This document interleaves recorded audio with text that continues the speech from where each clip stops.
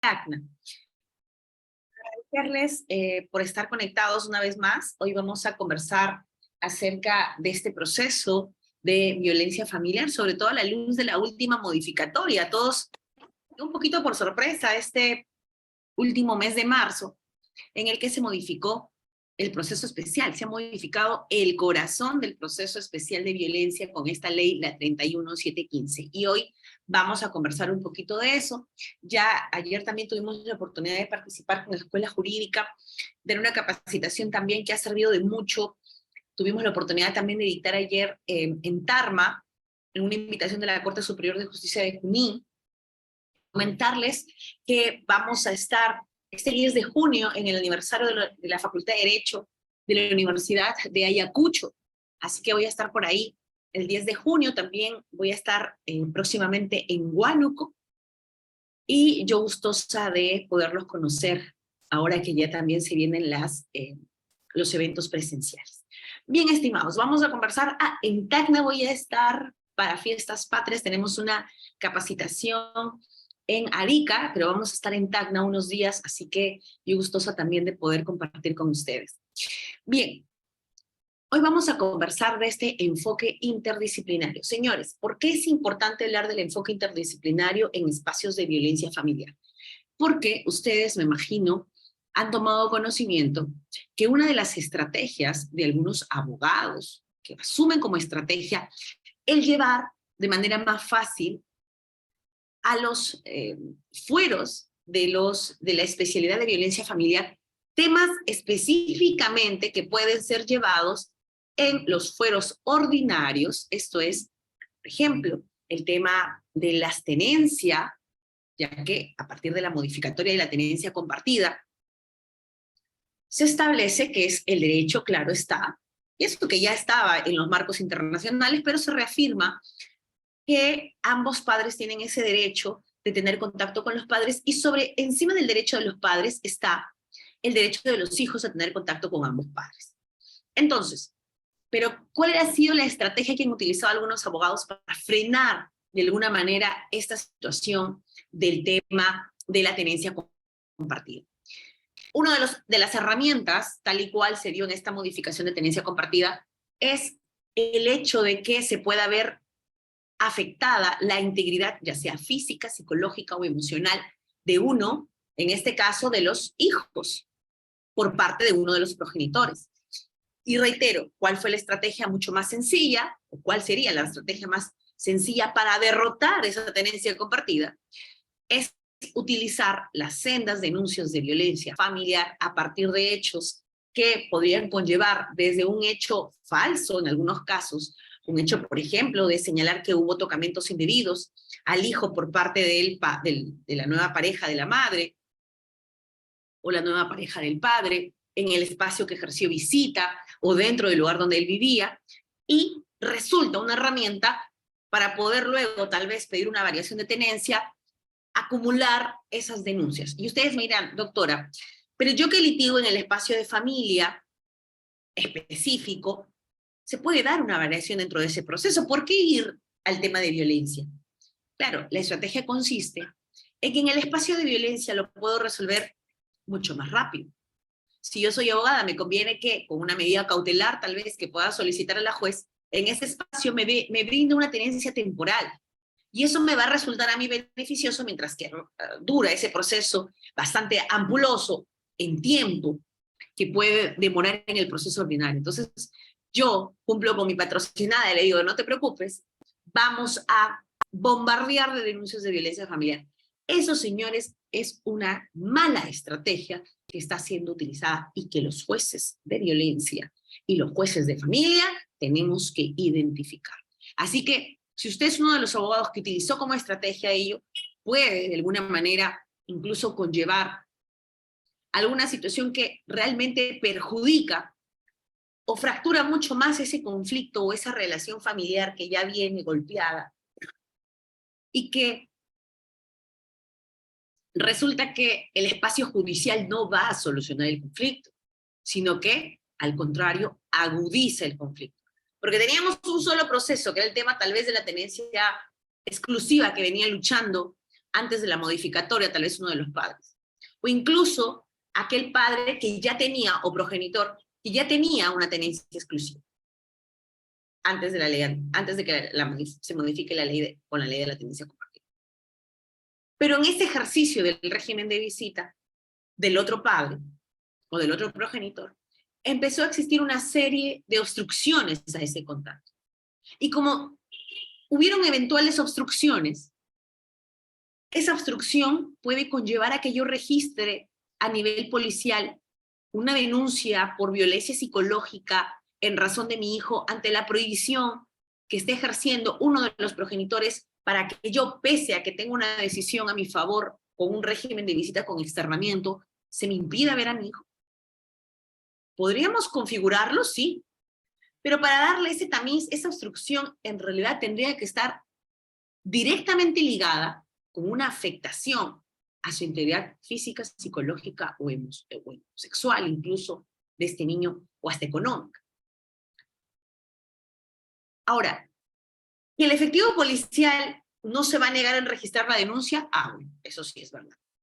Pero si usted va al efectivo policial y le dice, efectivo policial, acompáñeme porque no me dejan ingresar a ver a mi hijo, vamos por favor con usted, para que me permita la madre o el padre ver a mi hijo, eso sí no va a suceder. Porque los efectivos policiales ya tienen conocimiento que en todas las materias o casos que se relacionan a temas de familia, por temas de contacto, ellos lo máximo que pueden hacer es registrar si es que como denuncia lo quieren ingresar, pero el acudir físicamente a tocar la puerta sin ningún tipo de autorización para que puedan ingresar incluso a ese hogar no constituiría o no sería el modo de actuar correcto de estos efectivos policiales. Bien, así que es importante hablar de esta actuación o este enfoque interdisciplinario porque, como les digo, no todo se resuelve en los típicos casos de violencia psicológica, física o sexual, o también la económica, sino que también, de alguna manera, tendremos que señalar cuál es el papel fundamental en el que se involucra también a los principales actores o a las principales instituciones para que dentro de este marco, incluso normativo nuevo, del proceso especial, logremos emitir una medida de protección y una medida cautelar que sea coherente con el contexto de violencia que tiene esa víctima. Y que dejemos atrás ese típico caso de otorgar medidas de protección sin tener claro el contexto, sin generar un abordaje integral, sin, por ejemplo, ante un caso de riesgo leve, realizar una audiencia con la finalidad de establecer y escuchar también a la otra parte en aquellos casos en los que consideremos que no estaría tan claro, tal vez esa declaración consistente no resulta tan consistente o tan coherente, en el que, por ejemplo, usted tiene a la mano 2 certificados médicos, tanto del denunciante como el denunciado, y en los dos presentan lesiones o agresiones físicas que recayeron en ambos. Entonces usted de inmediato va a poder decir, tal vez hubo agresiones mutuas. Pero es importante escuchar realmente a la víctima para analizar ese contexto, si en realidad hubieron agresiones mutuas o lo que en realidad sucedió fue que en ánimos de ejercer una defensa o de repeler un acto violento a nivel incluso de fuerza entre el hombre y la mujer en un espacio determinado, incluso dentro del hogar, pueda que ese acto de repeler haya conllevado también a que se genere una agresión física en el denunciado. Pero eso no desconfiguraría el tema de la agresión. No sería una agresión mutua, tal como lo puede señalar el denunciado. Entonces, para ese tipo de situaciones sí es importante convocar una audiencia. Sobre todo porque a partir de la modificatoria última ya, con la 31715, estamos dejando o haciendo un paso atrás, dejando en todo caso atrás el tema del indicio razonable para todos los supuestos. Y estamos pasando a una etapa de acreditación según el tipo de riesgo.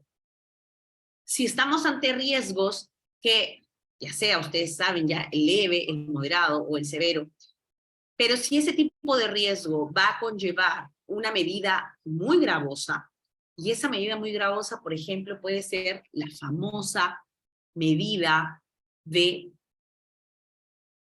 retiro del hogar o prohibición de retorno. Esa medida que en espacios de personas que son casadas, que están bajo la sociedad de gananciales, bajo esta comunidad de bienes, o incluso aquellos convivientes que ya tienen más de 2 años de convivencia, en ese espacio donde viven sus hijos, donde han realizado y forjado su familia, establecer una medida máxima como es la del retiro del hogar, conllevaría, pues, según esta última modificatoria, a que el juez que va a otorgar el retiro como medida de protección tenga un nivel de acreditación mayor para dictar esa medida. Y que esa medida del riesgo severo ante un retiro del hogar no sea indiscriminada. Es decir, que no a todos los casos voy a disponer yo retiro del hogar. Porque podría poner en jaque una situación perversa tal vez de alguna víctima que intenta generar lo que decía el doctor Forminia Manco en alguna conferencia que él dictó con la doctora Wilda Cárdenas, recuerdo eso fue en Arequipa, creo, en el que señalaban eso. Se convierte esta medida cautelar en un desalojo expreso. Es más fácil que si en un espacio en el que el espacio probatorio es de actuación inmediata, en el que no necesito generar espacios muy amplios para poder tener actuaciones probatorias muy largas, porque mi proceso especial me faculta como juez hacer esta situación de manera inmediata y que yo pueda conllevar dentro de ese marco a establecer, por ejemplo, una ausencia de incredibilidad respecto de la declaración de la víctima. Y con ello yo pueda establecer un nivel de riesgo que pueda evaluar el nivel de vulnerabilidad de la víctima y el nivel de peligrosidad del denunciado, y con ello establecer un nivel adecuado para la medida que voy a otorgar. Entonces, es importante manejar ese tipo de información. Bien, ahora sí, para que ustedes ya tengan mucho más claro, voy a compartir la diapositiva. Aquí está. Ahí estamos. Bien, lo que nos lleva justamente a hacer un análisis mucho más amplio del tema de violencia es justamente el nivel o el índice que se ha venido incrementando a nivel de víctimas de violencia, sobre todo que recaen en niñas y adolescentes. O sea, si bien es cierto, la mujer como grupo vulnerable, mayoritario, pero tenemos este otro grupo específico que son las niñas y las adolescentes. En el caso de niñas, se ha incrementado, por ejemplo, en específico caso de violencia sexual. Y lo más terrible es que es violencia sexual dentro de los espacios familiares o hogares. Eso conlleva a que en un espacio donde la vulnerabilidad se eleva por el grupo etario al que pertenece esta niña o adolescente, sea justamente la parte denunciada un integrante del grupo familiar, es decir, la persona con la que normalmente o con la que convive, por lo que se convierte en un espacio de mayor vulnerabilidad. En el caso, por ejemplo, del embarazo adolescente, qué duda cabe que este grupo vulnerable ha sido incrementado, ya que conlleva, aparte de la situación del embarazo adolescente, que busca reinsertar a estas adolescentes al espacio educativo, aquellas que tuvieron que hubo en el que se dio una deserción escolar y que la política pública busca reinsertarlas. Entonces, estas víctimas de violencia se convierten vulnerables cuando, por ejemplo, denuncian hechos de violencia adicional a lo que han sufrido. Pueden ser madres gestantes, o que ya tengan algún hijo ya y que adicional a eso estén en gestación, en un grupo etario de adolescente que oscila entre 13, 14, 15 años, es el grupo más fuerte, y en el que resultan también ser víctimas de violencia física, psicológica o económica, en el que su nivel de vulnerabilidad se agrava porque mujeres, grupo etario, estado gestacional, limitación económica por parte del denunciado, en el que trata de extraerlas de su espacio seguro y, por ejemplo, en algunos casos, llevarla a un espacio en el que no tiene nivel de comunicación con su entorno de apoyo. con los familiares directos, por ejemplo, pierden niveles de comunicación. Y como no continúan estudiando y solamente se dedican a los cuidados del hogar, dentro de esos espacios de cuidado se convierte el hombre solo en el que brinda el soporte de la familia a nivel económico, pero a la vez oprime y subyuga a la víctima que no tiene mayores condiciones para romper ese ciclo de violencia. Entonces, también en este informe, la Defensoría del Pueblo se evidencia que este grupo vulnerable que recae en las adolescentes que se convierten en madres. Y ya en el grupo, avanzando en grupo etario, ya en una mujer adulta, igual se han incrementado los casos de tentativas de feminicidio y los feminicidios en sí, sobre todo en espacios que coinciden en los que existen niveles socioeconómicos de pobreza, o en zonas que existen alto conflicto social también, o conflicto armado en algunos espacios. Las mujeres resultan ser las que aumentan el nivel de vulnerabilidad en los espacios en los que conviven. Y es que por eso, en el caso peruano, se elabora una política nacional que es la que tenemos actualmente vigente, que es la Política Nacional de Igualdad de Género. Esta política nacional que se aprobó en el año 2019, que está vigente actualmente, a veces me preguntan, doctora, pero en el examen nos vino que el que estaba vigente es el Plan Nacional contra la lucha o contra la violencia hacia la mujer. Pero no, este plan contra la violencia hacia la mujer se cerró en el año 2015. Ahora está vigente en ese marco una política nacional de igualdad de género. Ya no solamente se agota en el tema mujer, sino que aborda también el espacio mucho más amplio que es el espacio de género. Y en esa línea se han venido dando algunas modificaciones. Señores, estas diapositivas han sido modificadas recientemente por mí porque se han dado modificatorias últimas. Por ejemplo, tenemos la ley que les estaba comentando, la 31715, que se ha modificado el 21 de marzo del 2023, estamos hablando hace menos de 2 meses, y un decreto supremo, que es el 006-2023, que ha sido emitido el 26 de abril del 2023. Entonces, ustedes que les gusta, o que están involucrados en los espacios de violencia, tienen que manejar su línea del tiempo, señores. Porque si ustedes mañana van a querer ir a litigar en el espacio de violencia y van a descargar del internet su texto único ordenado de la 3013-4 y creen que con eso están listos para sus escritos, señores, van a patinar. Porque el texto único ordenado, que se aprobó en el año 2020, ya ha venido siendo sujeto incluso de la ampliación de nuevos tipos y modalidades de violencia, posterior al año 2020. Por ejemplo, en abril del 2022 se incorpora el acoso a través del proceso judicial como una nueva modalidad de violencia. O, por ejemplo, la emisión del protocolo de otorgamiento de medidas de protección y medidas cautelares que emite el propio Poder Judicial y le dice, señores jueces, con este protocolo ustedes me van a trabajar. Aquí tienen los principales lineamientos y los principales ejes para que usted otorgue una medida de protección y una medida cautelar. Porque somos conscientes a nivel de institución que no se estaban emitiendo esas medidas dentro de parámetros mínimos. Ya habían alguna jurisprudencia que intentaba señalar esos lineamientos que no estaban ni en la ley ni en el reglamento. Entonces, este protocolo en el año 2022, emitido un día antes del Día de la Mujer, para que no se olviden, el 7 de marzo del 2022, el Poder Judicial hace en esta línea de esfuerzo para poder tener un lineamiento general a nivel de cortes, emitir nuestra Biblia, como nosotros decimos, el protocolo de otorgamiento de medidas de protección y protección. Sin embargo, ya en marzo de este año, se modifica el proceso especial, que es el corazón con el que hemos venido litigando.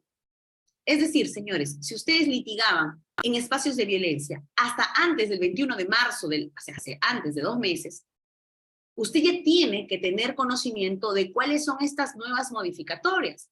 Y usted me dirá, doctora, pero ¿por qué no ha habido tanto resonancia tal vez o tanto, no sé, rebote del tema de esta modificación? ¿Sabe por qué? Porque esta modificación de la 31715 más o menos tiene un nivel de coincidencia, más o menos, más o menos. Incluso yo podría decir que mejora este decreto legislativo 1470, que está aquí, emitido en la emergencia sanitaria y que está exclusivo para la duración de la emergencia sanitaria, pero que muchos de mis colegas todavía siguen utilizando, por más que hace 2 meses ya la Organización Mundial de la Salud indicó y dio fin a la emergencia sanitaria. Pero como todavía nadie se pronuncia, porque en el Perú estamos más preocupados por temas políticos, tenemos una constante de modificación de titulares de ministerios que conlleva a que sigamos en un desorden respecto a la normatividad aplicable. Pero no se preocupen, porque por más que usted lo siga mencionando al decreto legislativo 1470 de la emergencia sanitaria, si su motivación está imbuida de estos marcos convencionales o los mismos objetivos planteados por la Política Nacional de Género o por el objetivo del texto único ordenado, aplicando los enfoques y los principios que nos otorga este texto único, que es bastante ampuloso, usted va a poder encaminar bien el otorgamiento de la medida. Pero, señores, como abogados tenemos que ser responsables, sobre todo cuando vamos a cuestionar, es decir, la oportunidad de usted es cuando usted va a apelar esa decisión. Doctora, tengo 3 días, es un plazo bastante corto para poder apelar. Y por eso que usted tiene que ser certero en esa apelación. Si usted en la apelación va a cuestionar los hechos, yo no auguro mucho, si usted solo se centra en tema de hechos, o tratar de justificar la reacción violenta, o tratar de darle un contexto por qué fueron los hechos. Por ejemplo, yo he escuchado incluso situaciones en las que, doctora, lo que pasa es que yo le encontré un mensaje en el celular que me estaba haciendo infiel, entonces, ¿cómo debo accionar ante eso? Claro, yo también puedo entender que en un contexto de convivencia se puedan surgir discusiones y conflictos, pero hay un límite muy delgado en el texto, o lo que señala incluso lo que son agresiones verbales, con meras discusiones. Es que, doctora, ¿cómo usted explica que generemos discusiones sin insultos? Bueno, las discusiones académicas, por ejemplo, no conllevan insultos. Es que eso es parte de una sociedad civilizada. Es que la ley, la Política Nacional de Igualdad de Género, el texto único ordenado y las sendas modificaciones siguen manteniendo ese cambio de patrón cultural o sociocultural.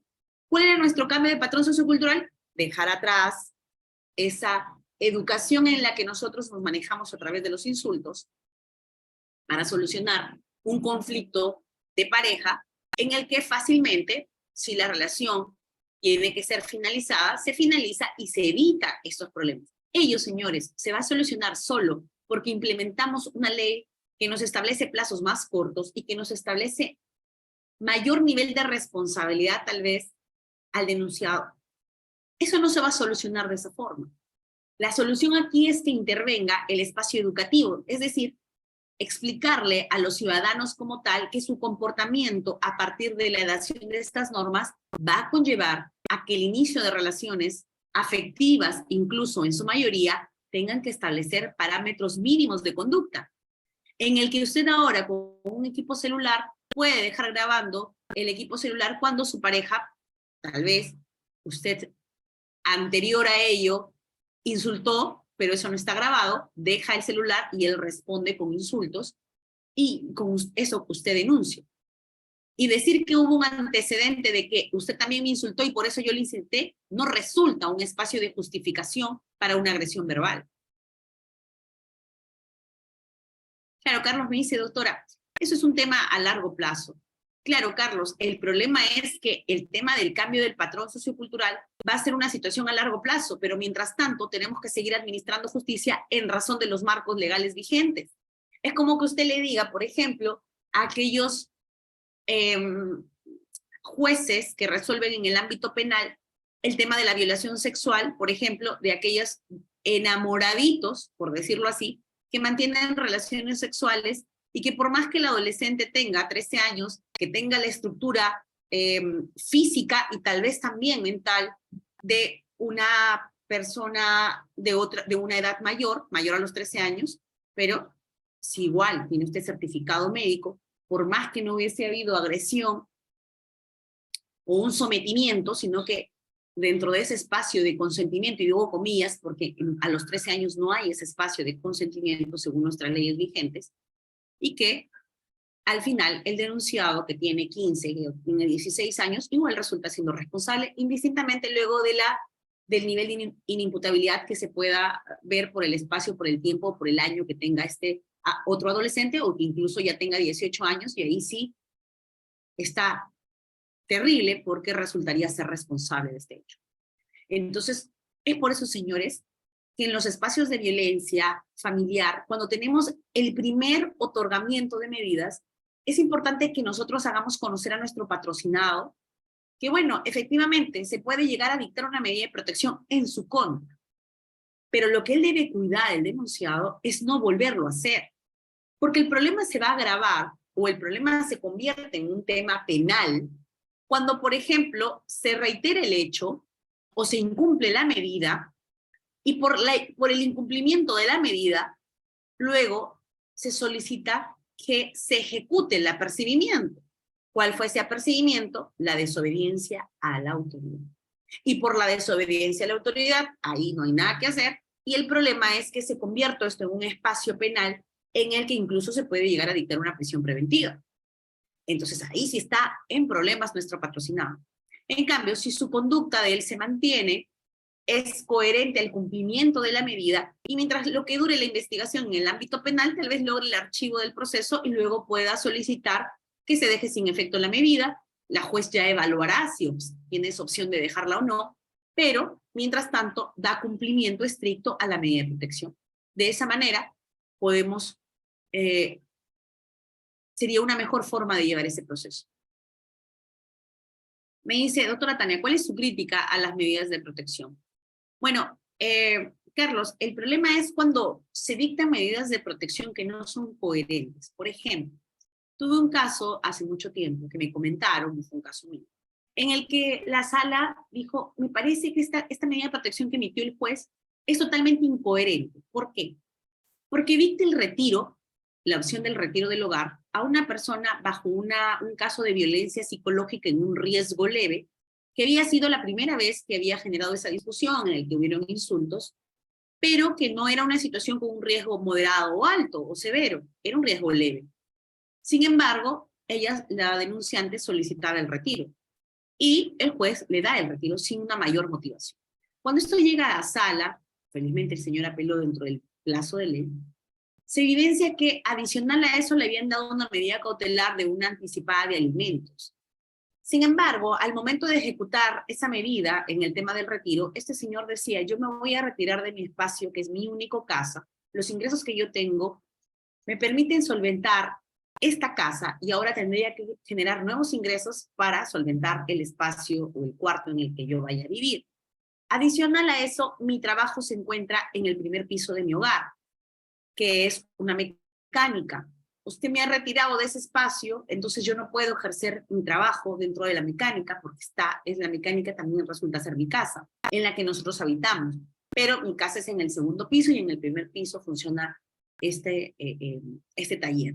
Entonces él decía, sí, bien, la relación se puede terminar, pero yo puedo acudir a mi local, que está dentro de mi casa, y seguir trabajando para poder dar la manutención que el juzgado me está solicitando.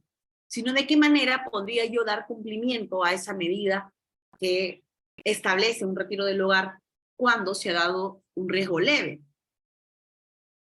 Entonces ahí la sala hizo un mayor análisis y revocó la medida definitivamente, y sobre todo el tema del retiro, y estableció normas y pautas de conducta.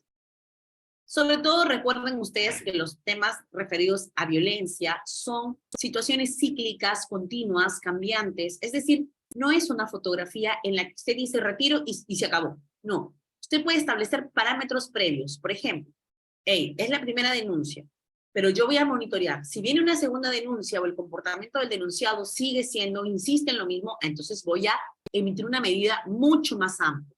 Incluso con la modificatoria del 31715 nos establece de que si se genera un nivel de reincidencia, Ojo, no estoy de acuerdo con el término porque en penal residencia implica un ingreso a un establecimiento penitenciario, luego un retiro del centro del establecimiento penitenciario, que no es lo que conlleva un ámbito de protección. En un ámbito de protección no hablamos de reincidencias, pero entiendo que la terminología que quisieron involucrar se refería a que exista esa continuidad de este ciclo de violencia. Entonces, si yo analizo que hay una constante en el ciclo de violencia y que el riesgo podía agravarse o podría agravarse, ahí sí podría dictar una medida de mayor impacto, que es la que conlleva a este alejamiento, a esta prohibición de acercamiento, a este retiro, ¿ok? Entonces usted va a tener que ir evaluando, no es algo cerrado. Por eso los casos de violencia, señores, no llegan a la Suprema. A veces me dicen, doctora, pero yo voy a apelar porque la sala ha confirmado la decisión, entonces yo me voy a ir a la Suprema a pelearla. No puede ir a la Suprema, señores, porque las medidas de protección se agotan en las salas superiores. Ahí cierra. O sea, si en la sala ya no le da la razón, regresa, en el caso que lo declare nula, regresa a primera instancia y si no, la confirma y ahí se agota. Doctora, ¿entonces significa que ahí cierra el caso de violencia? No, los casos de violencia no son cerrados, se van a mantener abiertos y si hubiese un nuevo hecho o denuncia de las mismas partes o que involucra a algunos integrantes del grupo familiar también, estos casos van a seguir en constante evaluación. Incluso el tema de la medida de protección tanto surge para espacios de violencia y también, por ejemplo, si usted revisa el Código de Responsabilidad del Adolescente, que ya está vigente en el espacio de medidas socioeducativas, dentro de ese libro también dice, hey, el juez tiene que estar constantemente monitoreando si la medida socioeducativa que fue dictada tiene que mantenerse o ya puede variarse el tipo de medida.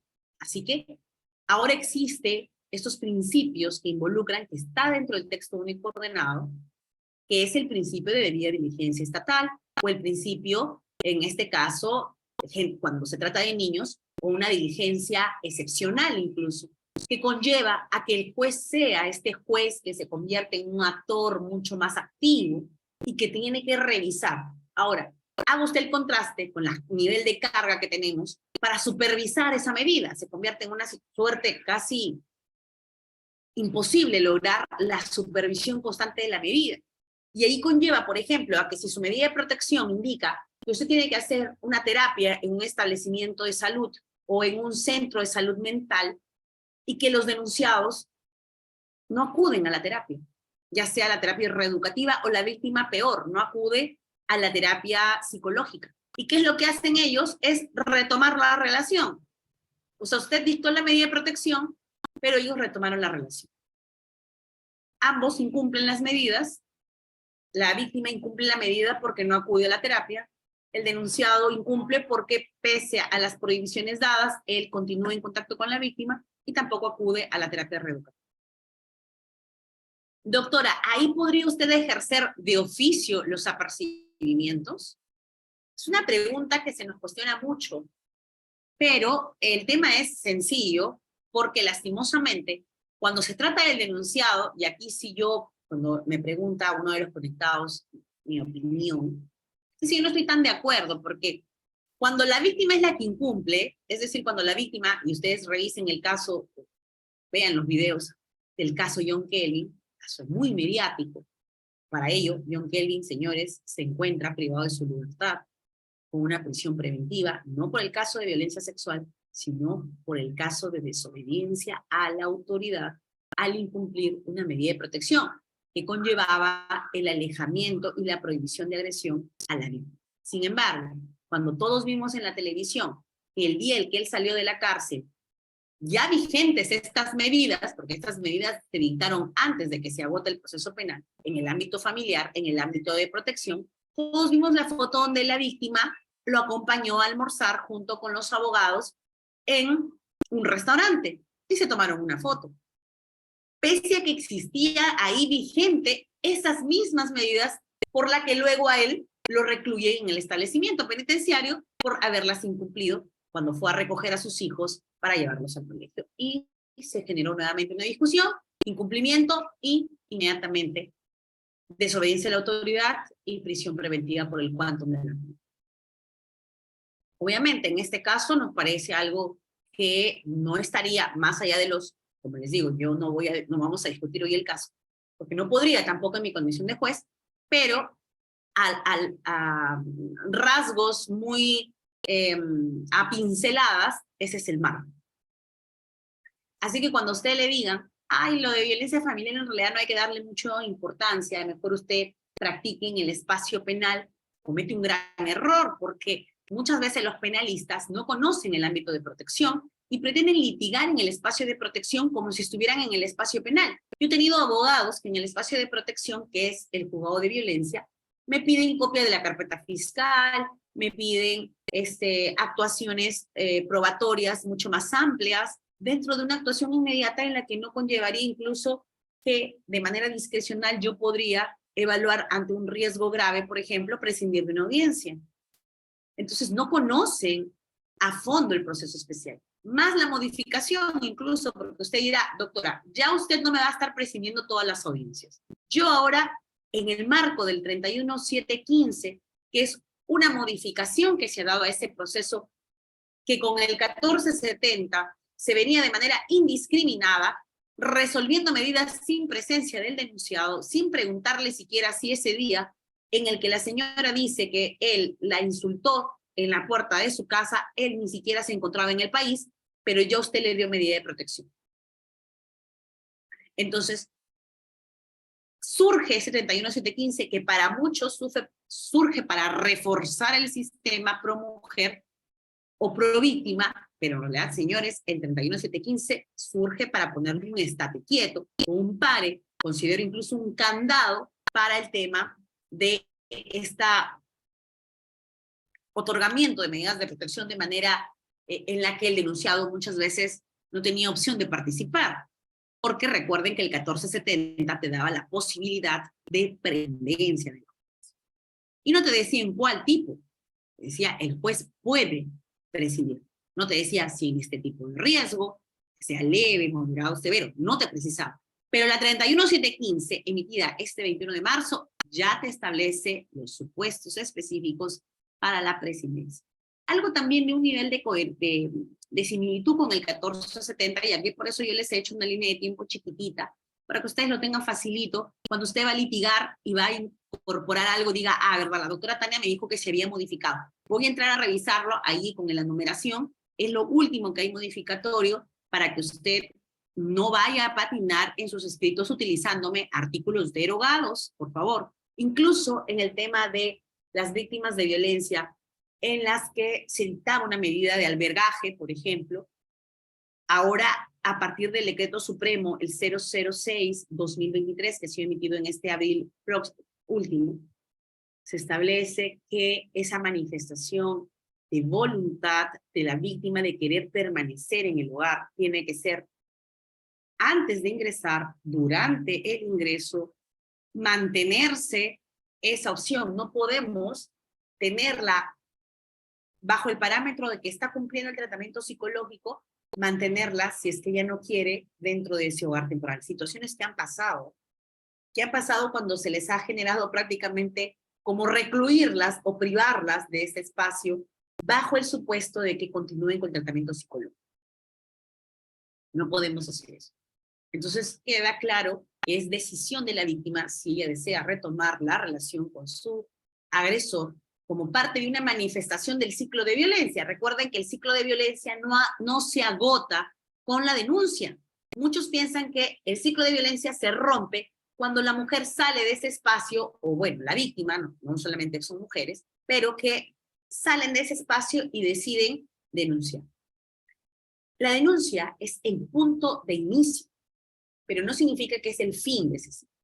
Es por eso que la actuación, señores, del Centro de Emergencia Mujer, que brinda dentro de su protocolo de existencia ese acompañamiento previo, durante, y incluso después de que a nivel judicial se otorga una medida, porque el acompañamiento es en ese monitoreo, y he visto el trabajo y respeto el trabajo de los trabajadores abogados de los centros de emergencia mujer, trabajadores sociales, psicólogos, en los que se dan ese espacio ante la atiborrada carga que tienen de realizar ese seguimiento a las medidas de protección que se han indicado para las víctimas. Hacen un monitoreo, llevan también los casos penales, y en ese espacio pues se genera una complejidad por la cantidad de procesos que ellos vienen apoyando a nivel de los centros de emergencia mujer en comisarías. Bien, y en el 2021, señores, también se dio una modificatoria. Es una modificatoria sobre todo referida a quiénes o ante qué entidades se pueden presentar espacios de denuncia. Y es que tenemos esta idea de que solamente usted tendría que ir a la comisaría a denunciar. No, señores, usted podría ir directamente al Poder Judicial, al Ministerio Público, llamar a la línea 100, al chat 100. Yo he establecido incluso aquí una diapositiva chiquitita, que serían, aquí está, las rutas de acceso, ¿no? Como parte de lo que usted, esta ruta de atención de casos, en el que partimos de dónde usted puede denunciar. Entonces, estos son los organismos en los que usted puede denunciar, adicional a cualquier institución, señor. Usted ha sido víctima de un tema de violencia sexual o acoso sexual laboral o hostigamiento sexual laboral dentro de su centro de trabajo, dentro de ese espacio universitario, dentro de su centro preuniversitario, en el centro educativo, ya sea usted alumno, ya sea usted trabajador administrativo, ya sea bajo el nivel en el que usted se encuentra. Perfecto. Doctora, pero a mí me han enseñado que en espacios laborales hay una ley específica. Y esa ley específica va a hacer que se abstraiga de la medida de protección que se puede emitir en el proceso judicial. Alerta. Una cosa, señores, es la medida de protección que pueda ser emitida dentro del espacio laboral, es decir, yo soy una trabajadora del Poder Judicial, y, por ejemplo, he sido víctima de un acoso, de un hostigamiento sexual por parte de mi jefe, imagínense. Entonces, no me limita a que yo pueda pedir medidas de protección dentro del órgano jurisdiccional. Es decir, que pida al Centro de Emergencia Mujer que me haga un acompañamiento en ello, que se realice un informe psicológico gratuito, que pase por informes adicionales que se me puedan realizar y que acuda con mi denuncia ante el Poder Judicial, indistintamente que se aperture un procedimiento dentro de mi espacio laboral para que, por ejemplo, si yo soy víctima y mi jefe trabaja dentro de mi misma oficina, obviamente porque es mi jefe, entonces a él se le pueda reubicar mientras que dure ese proceso dentro de esa investigación que se pueda hacer dentro del espacio laboral. Eso está establecido en esta ley justamente y su reglamento contra el hostigamiento sexual laboral, que no necesariamente está ligado solamente a contenido sexual, sino que también incluso con contenido discriminatorio. Aquellos jefes, por ejemplo, que podrían atribuirme a mí características propias o estereotipos referidos a algún tipo de discriminación que se realiza a las mujeres, como por ejemplo cuestionar mi forma de vestir, o realizar hostigamiento a nivel de trabajo que sea asignado, que no es coherente con las funciones que puedo realizar en igualdad con mi compañero, por ejemplo, que es varón. Entonces, ese tipo de situaciones puede fácilmente insertarse y yo puedo llevarlo también al fuero judicial, así como se va a ventilar en el fuero administrativo. Eso es lo que quiero que tengan claro, porque es parte también de este enfoque multidisciplinario, que no se va a agotar en el espacio educativo, en el espacio preuniversitario, en el espacio laboral. ¿Hay ley específica para eso? Sí. Tenemos un organismo incluso que tiene que estar conformado con especialistas en el ámbito de enfoque de género, por ejemplo, pero que lastimosamente quien va a dirigir ese espacio de sanción dentro de ese procedimiento a nivel administrativo va a ser o es conformado por el titular de la entidad, lo que para mí ahí resulta un poco como que limita, porque la típica frase otorongo, ¿no? Come otorongo, ¿no? Entonces, pero bueno, eso es indistintamente a lo que usted puede agotar en el espacio del ámbito judicial. Ahí va a tener una mejor opción, va a tener una medida de protección mucho más rápida y puede acceder incluso a estos informes psicológicos o el acompañamiento que se le pueda dar. Perfecto, entonces usted ya conoce todas las vías, puede hacerlo a través del chat 100, la línea 100, he visto casos de noticiamiento, a partir de personas que son, por ejemplo, los vecinos, que no quisieran entrar en un conflicto directo con sus vecinos, pese a que conocen que se está dando espacios de violencia en esos departamentos o casas contiguas. Entonces ellos hacen un llamado a la comisaría o a la línea 100, indican y anotician el hecho de violencia se puede acudir el efectivo policial en el espacio de flagrancia, tal vez, acudir, hacer la intervención y, según eso, empezar a recabar esas diligencias previas para luego llevar a cabo los informes que serán alcanzados a nivel de juzgado de familia en la subespecialidad de violencia, así como alcanzado a las fiscalías o a los poderes más letrados correspondientes, si es el caso de una falta. Perfecto. Acá me han hecho una preguntita, a ver, vamos a ver. Carlos me dice, doctora, hay casos en los que una menor de edad puede ser fantasiosa y con su palabra puede indicar que un sujeto le hizo tocamientos. Ello automático genera medida de protección. Claro, mira, Carlos, el cuestionamiento es justamente a que el ámbito de protección no necesita un espacio probatorio mucho más amplio, como si se da en el espacio público. Ahora, ojo, la medida de protección no convierte al denunciado por tocamientos indebidos, en este caso, ante la declaración de una víctima de manera inicial, ante una comisaría o la declaración de su madre en representación de la agraviada, si es una menor de edad, en la que yo no podría revictimizarla al volverle a hacer una entrevista, más aún si no utilizo cámara Gesell en el espacio de protección. Eso ya lo dejo para la etapa penal, o perdón, para el ámbito penal, no hablemos de etapas, eso ya lo vamos a conversar más adelante. Para el ámbito penal en el que el fiscal pueda solicitar una prueba válida a partir del testimonio que pueda dar esta niña o esta menor de edad dentro de una cámara Gesell. Entonces, yo no voy a esperar tener un contraste de cámara Gesell y evaluaciones adicionales que se le pueda hacer a la víctima para otorgarle una medida de protección, que lo que busca la medida de protección es proteger la integridad de manera inmediata, si es que está puesta en peligro, ya sea de su integridad física, psicológica o emocional. Por ejemplo, ¿qué pasa si el denunciado es un integrante del grupo familiar? Es el enamorado de la hermana, es la nueva pareja de su mamá, es un primo, es su hermano, es su propio padre. Entonces no se podría en esos espacios no emitir una medida de protección por señalar que tal vez la actitud de la niña podría ser bastante fantasiosa.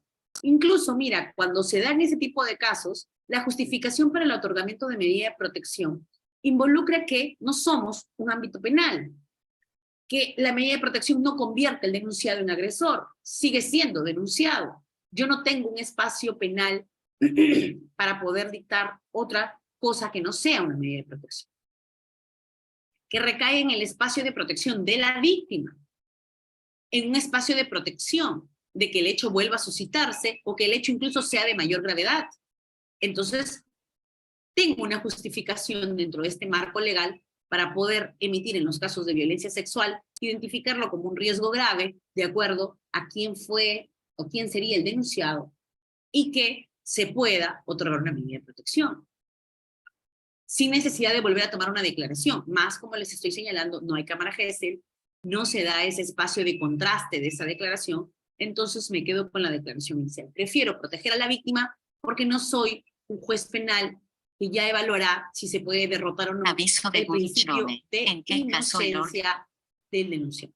En el espacio penal, ahí sí se puede obtener una sentencia que convierta a este denunciado en un condenado por un delito de violencia sexual. O si no, quedará en absuelto. O incluso, si es que luego, dentro de esta menor de edad fantasiosa, como tú lo pretendes llamar, Carlos, incluso a nivel fiscal, imaginemos que en el certificado médico, ante una, no imaginemos tocamientos, que ella indicó una violencia sexual, pero de acuerdo al tipo, grado de madurez, grado de autodeterminación de la víctima, imaginemos que ya tenga 15 años, por decir, y que el reconocimiento médico legal indica que no existe ningún tipo de lesión. Entonces, en los casos penales muchas veces ahí se archiva, a nivel de fiscalía nada más. Entonces, el ámbito de protección es el que a mí me ayuda a proteger a esta víctima, que incluso si estaría mintiendo, tiene que tener algún tipo de afectación psicológica porque a su edad está generando o contando o narrando hechos propios de una situación de violencia sexual. O lo vio por la televisión, o lo escuchó, o lo inventó, pero todo eso significa que ya de por sí ya tiene una afectación. Ahora, tengo que proteger esa afectación de manera directa, que acuda a terapia psicológica. Entonces se justifica igual la medida de protección. ¿Bien? Y ojo, la medida de protección no convierte, Carlos, al denunciado en agresor. Eso es lo que tienes que tener claro. La medida de protección no te convierte en eso. Que en el entender de la comunidad quieran dotarle, está denunciado por denuncia, es un agresor. No, no funciona así. Los denunciados siguen manteniendo esa condición jurídica de denunciado. Solo se convierten en agresores cuando existe una sentencia que determina su culpabilidad como tal. Solo ahí podemos hablar, incluso solo ahí se le ingresa al registro de agresores. Solo en ese espacio. Disculpen, voy a tomar un poco de agua porque estoy mal de la garganta. Gracias.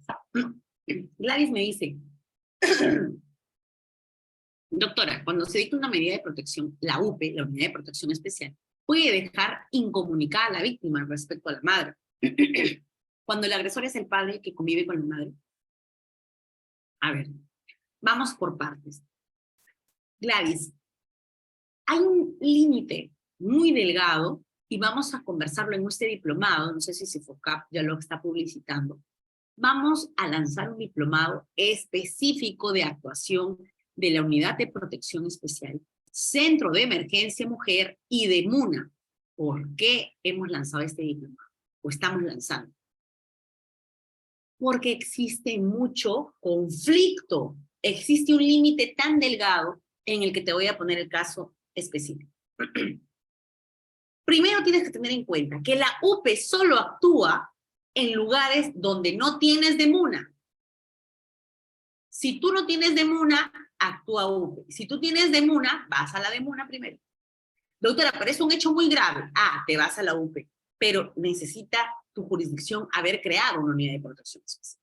Porque si tú tienes una unidad de protección especial, ya no te vas a estar peleando si es que pones a disposición a una niña, por ejemplo, que ha sido, por decir, ha sido víctima de un castigo físico o una agresión física por parte de ambos padres, no tiene mayor entorno familiar. Estaríamos ante un supuesto de riesgo de desprotección o de desprotección. Antes de la creación de las unidades de protección especiales llamada Gladys o Puna, ¿qué es lo que teníamos o cuál era el procedimiento que hacíamos los jueces de familia? No los jueces de violencia, ojo, los jueces de familia. El juez de familia tomaba conocimiento de este espacio de desprotección. Antes de la modificatoria del tema de hablar de desprotección, se hablaba del tema de abandono. ¿Recuerdan? Abandono material. Ya no existe ese abandono. Ahora hablamos de desprotección. Perfecto. Entonces, ¿qué pasaba? Antes actuaba el juez de familia. Inmediatamente la juez de violencia, como es en mi caso, cuando fui juez de violencia, el juez de familia, en el Porvenir. Recuerdo que un día me trajeron adultos mayores porque el albergue temporal había cerrado y me dejaron cerca de Navidad, creo que eran 2 adultos mayores y eran 4 niños, 4 hermanitos que estaban, también uno de ellos con era síndrome de Down, con una habilidad especial.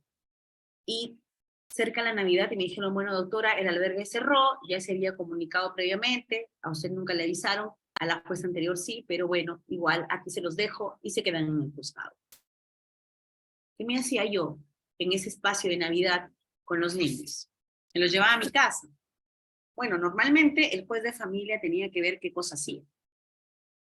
Y algunos jueces tal vez un poco más fríos pedían apoyo a la comisaría y las personas se quedaron en la comisaría hasta que poder ubicarlas en un albergue, pero las comisarías no son los espacios para unos adolescentes, para unos adultos mayores, ¿no? No están adecuados para que ellos pasen ahí la noche o pernocten en esos espacios. Entonces la locura de los jueces de familia era buscar con las asistentes sociales de turno espacio para ingreso en un albergue. Y eso en el tiempo del COVID, señores, se convirtió en un reto tan grande, porque para que ingrese te piden evaluación, despistaje de COVID, de enfermedades y de un montón de serie de requisitos previos para que logres insertar a los niños y niñas.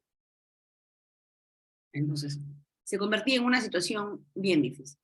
Pero desde que se crea la unidad de protección especial, en aquellas zonas que sí tienen ámbito de competencia, les quita el problema al juzgado de familia y les dice, yo, el todopoderoso UPE, usted avísenme nomás cualquier caso de riesgo de desprotección o de desprotección y vamos a ir corriendo con nuestra varita mágica y vamos a conseguir primero línea de entorno de apoyo. Si no encontramos línea de entorno de apoyo segura, vamos a proceder al albergue.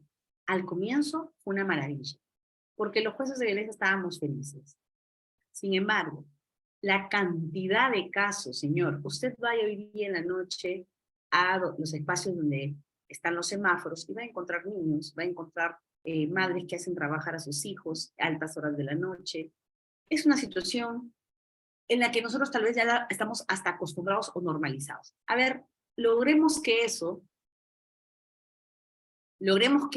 esas personas sean insertadas todos en albergues. Señores, el Perú está colapsado. Es más, dentro de las partidas presupuestales no se incorporaba un específico para las de gasto, para los gobiernos regionales y para las municipalidades, para la creación de albergues.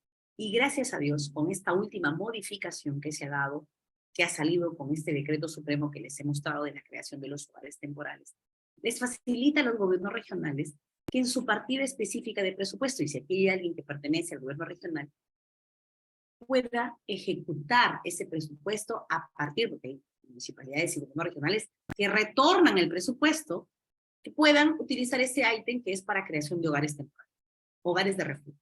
Perfecto, entonces. Pero, retomemos el tema. La UPE se ve colapsada. Y ese trabajo que realiza el Centro de Emergencia Mujer, que es un acompañamiento, que puede ser que el Centro de Emergencia Mujer reciba el caso porque trabaja en comisaría, y recibe ese caso de desprotección, y lo que hace es anoticiar a la UPE, pero la UPE le dice es que estoy full, ahorita no tengo espacio, no tengo forma, tú consigue un espacio en un albergue, me anoticias y yo puedo dictar como medida de protección dentro del espacio de desprotección, ojo, o del inicio de ese procedimiento de riesgo o de desprotección. ¿Puede dictar la UPE una medida de protección? Sí. ¿Puede dictar la medida de albergaje? Sí. Doctora, ¿y no está entrando en conflicto con usted? No. ¿Por qué? Porque las medidas de protección que yo emito son prohibiciones al supuesto agresor o al denunciado de que si vuelve a hacerlo, puedo yo aviso de una círculo.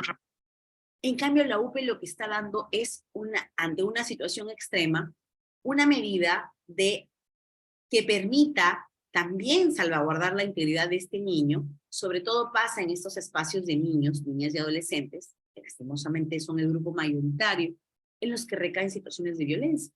Y aquí la pregunta es, doctora, pero si un castigo físico que ejerce un padre sobre un hijo, ¿tengo que llamar a la unidad de protección especial? Señores, usted analice el caso. Si el caso es el golpe del padre al hijo, pero tenemos madre y la madre no fue la que denuncia al padre, no tendría por qué llamar a la UPE.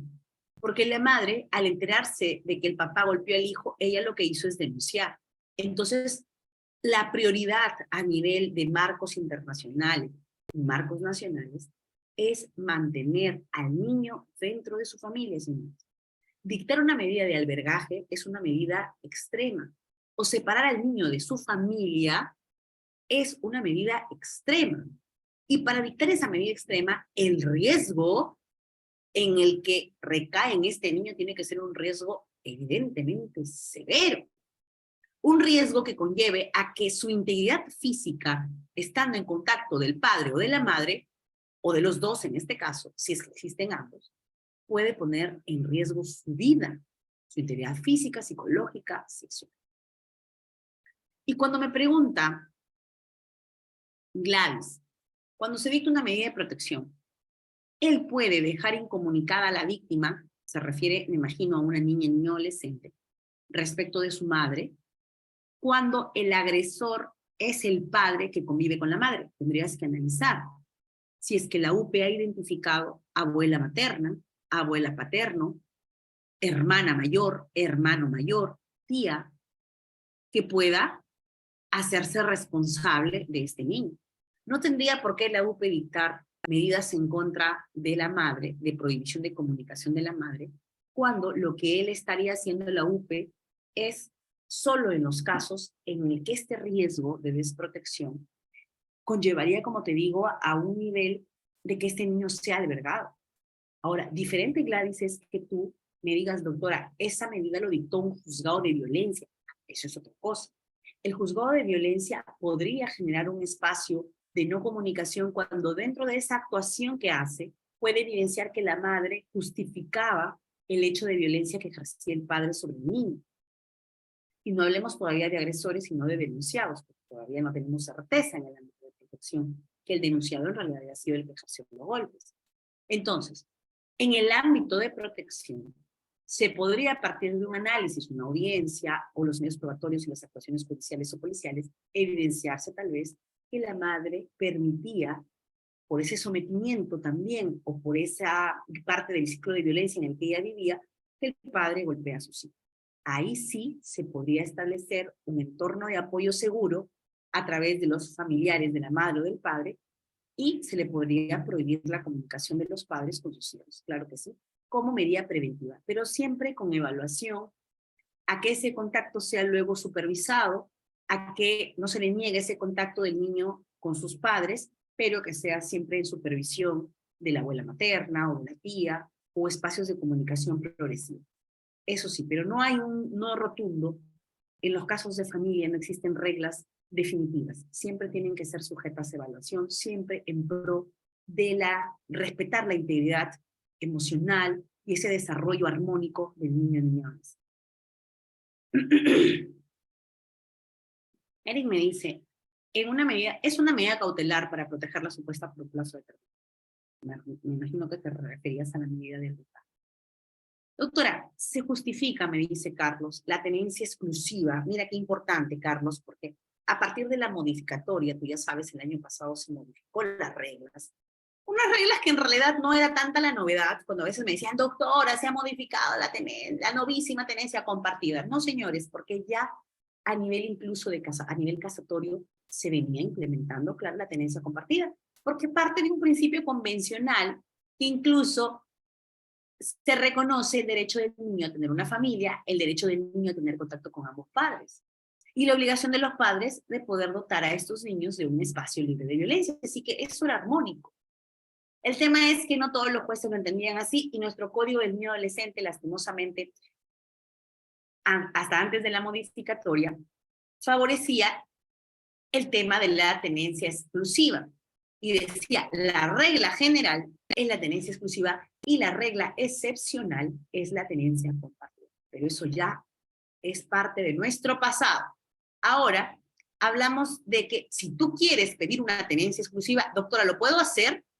Claro que lo puedes hacer, pero tienes que seguir los lineamientos de la modificatoria de esta ley que ha modificado el Código del Niño y el Adolescente.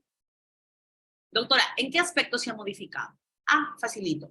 Usted podría pedir una tenencia exclusiva solo cuando el contacto del otro padre o del otro progenitor con el niño pueda poner en peligro su integridad física, psicológica, sexual, incluso su vida.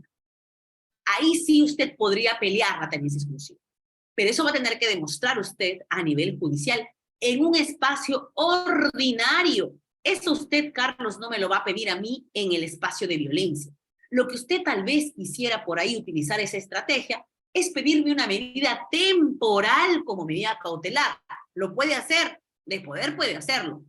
Ahora, está dividido el criterio de los jueces de violencia. Algunos dicen, no me meto ahí. Eso paso al espacio ordinario para que el juez de familia, un espacio mucho más amplio, que pueda pedir informes al equipo multidisciplinario, que pueda hacer una entrevista con un niño o adolescente, pueda definir eso.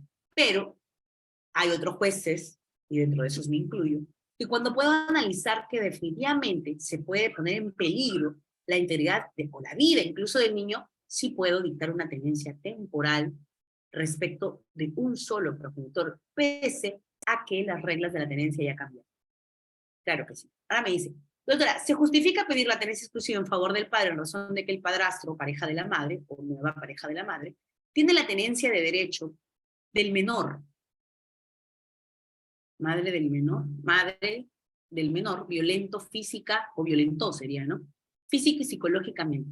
Claro, justamente, Carlos, ese es uno de los principales, si tú vas a ir a revisar a las denuncias, una de las principales denuncias para lograr variar incluso, ojo, porque puede ser, Carlos, que tú ya tengas tu patrocinado un régimen de visitas con externamiento, que ya tengas una decisión, que ya hace mucho tiempo, hace unos años, hace unos años ya ustedes fueron al proceso judicial y demoraron 1 millón de años ahí, y ya les había salido ya les había salido incluso su decisión judicial en que se le otorgaba un régimen de visitas a tu patrocinado y a la otra parte o la contraparte se le había dado una tenencia exclusiva. Pero ahora tú quieres pedir la variación, doctora. Mi hijo o el hijo de mi patrocinado está en constante riesgo porque el padrastro o la nueva pareja incluso ha intentado lo típico, ¿no? Lo baño con agua fría, lo golpeó, o veo que él, cada vez que yo ejerzo la visita, tiene algunos golpes. Es más, la profesora del colegio me ha dicho de que el niño siempre llora en clase y dice que sus papás lo golpean, o su nuevo papá no lo quiere, etcétera, etcétera, etcétera. Eso usted le puede generar un espacio probatorio a partir de las denuncias que usted puede pedir informe al colegio, puede tener algún tipo de material de grabación, etcétera, que pase por una terapia psicológica del niño o una evaluación psicológica en la que indique justamente que su integridad está viéndose afectada. Y ahí, si es que yo tengo un nivel de, casi un nivel de acreditación mayor, no voy a hablar de indicio razonable aquí, para emitir esa medida cautelar de una tenencia temporal. Ahí sí. Usted mira, doctora, pero ¿cómo usted va a resolver si ya eso se está ventilando en el proceso ordinario? Podría hacerlo, pero como te digo, existiría una justificación muy alta de un peligro inminente prácticamente en el interés del niño, solo bajo esa condición. Porque si no, si es un simple caso que está registrando de que, bueno, no me dejó ver hoy, etc., etc., ahí sí, vaya mejor al juez de familia y pida ahí, en ese espacio mucho más amplio, esa medida. Entonces, todo va a servir de que usted como abogado, cuál es la estrategia que quiere utilizar y si es que tiene o no el espacio probatorio. Yo le recomiendo siempre acudan adicional a la defensa que usted lleva, utilice el centro de emergencia mujer y usted me dirá, doctora, pero si llevo a mi patrocinado al centro de emergencia mujer, me va a quitar el caso el centro de emergencia mujer y yo quiero, doctora, de esto vivo, yo necesito generar recursos, facturar. Entonces, señor, no se preocupe, abogado, porque si bien es cierto, usted utiliza como parte de su estrategia acudir al centro de emergencia mujer, la abogada del centro o el abogado del centro va a hacer ese acompañamiento, pero nada niega de que usted se inserte en el proceso y pueda también llevar esa defensa como parte de la estrategia. Ojo, pero eso sería previa consulta siempre con su patrocinio. Bien. Vamos a avanzar. Me dice, Erika me dice, por ejemplo, no me dice, doctora, el problema es que cuando usted me dice el tema de la DEMUNA, yo conozco de cerca el tema de la DEMUNA, que es administrada a nivel local por las municipalidades, y tienen cero presupuesto, doctora. Diferente, pues, la UPE, que trabaja de manera directa con el presupuesto del ministerio. Una cosa es el presupuesto de un ministerio y otra cosa es el presupuesto de una municipalidad. Sin embargo, estimado Eric, esas son las reglas. No en todo lado se ha creado UPEs. En algunas zonas, sobre todo en algunas provincias alejadas, no tenemos unidad de protección especial y trabajamos solo con las demás. Bien.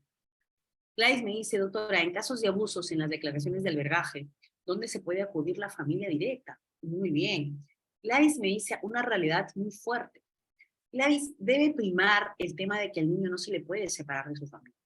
Y he visto, sí, que en algunos casos, las DEMUNAS, en las UPEs, lo más fácil es albergue. Señores, ingresar a un niño a un albergue muchas veces puede ser una situación traumática para el niño, que adicional a ese espacio de violencia que vivió por el castigo físico o por la situación de violencia, tal vez una víctima indirecta de algún feminicidio que tuvo que visualizar a su madre, he tenido casos de ello.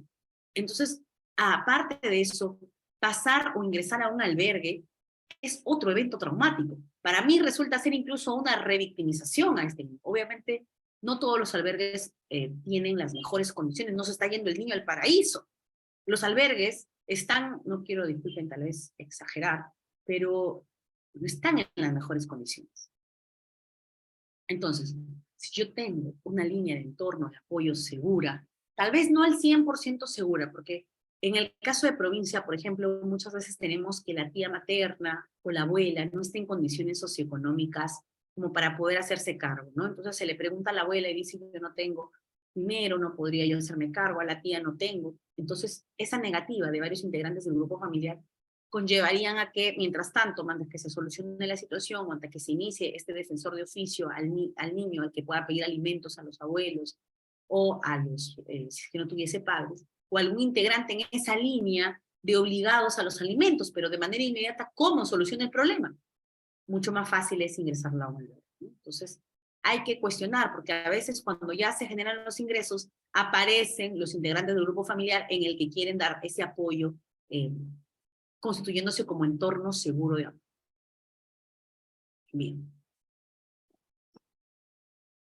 Gladys, siempre es cuando pasa eso, lo más importante es tener a la mano a la comisaría, el Centro de Emergencia Mujer, y ellos van a tener la ruta del caso y te van a decir exactamente a cuál albergue se los ha asignado, ¿no? Porque trabajan de manera directa. Bien, hemos respondido las preguntitas, vamos a avanzar. Entonces, ¿qué va a pasar cuando usted presenta su denuncia? Dos cosas sencillísimas. Automáticamente van a activarse los dos ámbitos. En el caso peruano, nosotros trabajamos por ámbitos. Nosotros no trabajamos por etapas. Yo escucho a veces a algunos conferencistas de violencia y me asusta, y ustedes como buenos alumnos, cuando convoquen o escuchen a otros conferencistas, y les empiece a hablar de las etapas, y les diga, pasamos de la etapa de protección ahora a la etapa de sanción. Señores, ustedes jalón de orejas inmediatamente al ponente, porque le va a decir, la doctora Tania me ha enseñado, y con la modificatoria del texto único ordenado de la ley 30364, dejamos atrás las etapas que se daban con la ley anterior, con la 26260. Ahora hablamos de proceso paralelo o por ámbitos. ¿Y qué significa que sea proceso paralelo por ámbitos? Sencillito, señor. Significa que si usted recibe una denuncia en la comisaría, automáticamente al mismo tiempo va a tener que, en este caso el efectivo policial, el mismo día que recibe, bueno, démosle un día más para que recabe todo lo que tiene, los informes, los certificados médicos legales, los reconocimientos, las pericias, etc., etc., etc., que bueno, no creemos que en 24 horas lo logre, pero que recabe todo eso y remita inmediatamente al juez de familia. ¿Y inmediatamente a dónde? A la fiscalía. Entonces, la policía tiene que poner en conocimiento al mismo tiempo. ¿Para qué, señores? ¿Para qué? Para que los dos procesos corran por cuerdas separadas. Y si yo ya les estoy dando la respuesta aquí a mi pregunta, es porque muchos me preguntan en las exposiciones y me dicen, doctora, ¿qué pasa si aquí, miren, aquí no sé si lo puedo dibujar, ayer estuve intentando dibujar en estas diapositivas, dije que voy a aprender a dibujar encima aquí. Señores, ¿qué pasa? Miren aquí con lapicero morado, si la fiscalía, ya que se activó porque me remitieron copias de la comisaría, me enviaron a la fiscalía. Perfecto. Y también al mismo tiempo me lo enviaron al juzgado de violencia. Los vimos actuados. Pero ¿qué pasa si la fiscalía avanza al toque y la fiscalía declara, aquí vamos a escribir, no sé si se puede, y dice, como no vino la persona, vamos a escribir acá.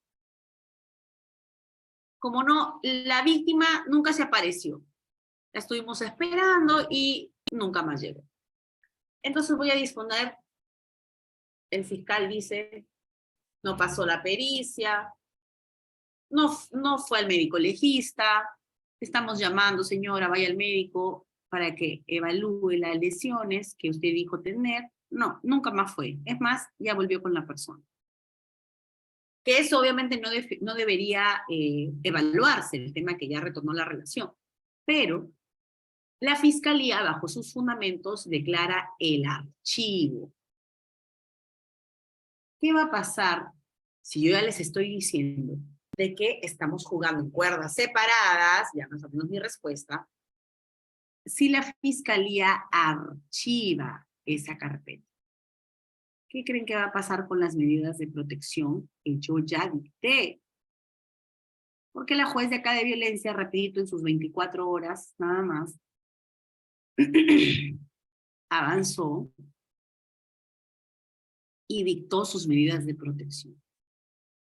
¿Qué va a pasar si la fiscalía archiva esa carpeta?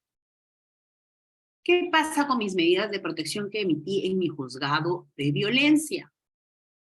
¿Se dejan sin efecto de manera automática, sí o no? ¿Qué dicen ustedes?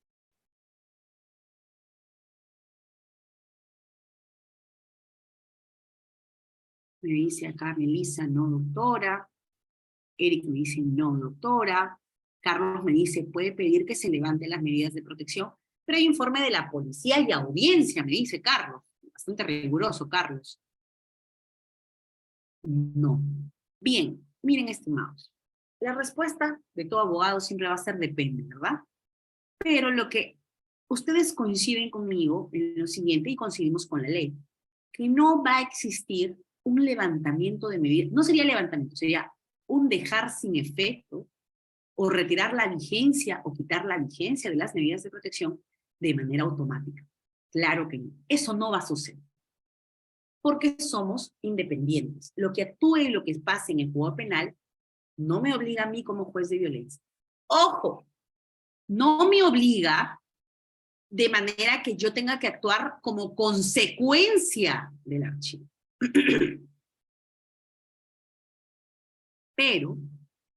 Ojo, como me dijo Carlos, en parte de lo que me dijo Carlos, doctora, pero sí se podría, en todo caso, la fiscalía anoticiar. Ah, claro, Carlos. La fiscalía puede avisar al juez de familia y decirle, hey, juez de familia, ya lo archivé. Ah, el juez de familia va a decir, perfecto, entonces déjame un ratito, yo voy a evaluar si pierden vigencia o no. Doctora, ¿cómo evalúo si es que pierden vigencia o no? ¿Cómo la juez evalúa? Carlos me dice, tiene que convocar audiencia. Ahí, Carlos, yo discrepo, porque no necesariamente. Hay casos en los que yo no convoco audiencia y dejo sin efecto una medida de protección. Doctora, ¿cómo hace eso? Usted está en contra del reglamento. Yo ahorita le mando captura donde dice previa audiencia. Ojo, Carlos, ese reglamento que tú tienes a la mano ha sido emitido antes de lo que yo les estoy enseñando, que son todas estas modificatorias. Y en su reglamento usted dice ahí claramente que el juez podrá, analizará previa audiencia según el caso. Y ese reglamento fue antes de la emergencia sanitaria, antes de la vigencia del 1470. Y si en el 1470, analicen ustedes, para dictar una medida de protección, se prescindía o había la posibilidad de prescindir de la audiencia, cuanto más para levantar una medida, ¿verdad? Entonces, esa regla de que se tenía que hacer audiencia sí o sí es relativo. Ah, doctora, pero ¿cuál sería entonces la forma de que usted analizaría si son vigentes, si continúan vigentes o no? Fácil. Yo recomiendo a los abogados que quieren, por ejemplo, que se deje sin efecto las medidas de sus patrocinados, de los denunciados. Miren, en mi despacho, por ejemplo, nosotros lo primero que evaluamos es, a ver, señor abogado, su patrocinado, no necesariamente en audiencia, porque usted lo puede insertar a partir de su escrito. Su patrocinado ha cumplido con acudir a la terapia psicológica o reeducativa que se le indicó. No, doctora, mi patrocinado no ha ido porque él estaba consciente de que era inocente. Y por eso es que la fiscalía archivó, él no tenía por qué acudir. Es más, cuando me lo consultó, yo le dije, ¿para qué vas a ir si nosotros somos inocentes? Más bien, si tú vas a señalar, vas a ir como que sí serías culpable. Y ya a nivel penal me han dicho de que mi patrocinado es inocente. Bueno, ni siquiera inocente porque no hemos llegado a tener una sentencia. Pero ya lo archivo. Así que no era necesario, doctor. Interesante. La medida de protección se emite a través de una resolución. que se convierte en un mandato. Y ese mandato tiene que ser cumplido porque ha sido correctamente notificado a ambas partes. Si él no cumple mi mandato, él incurre en un delito.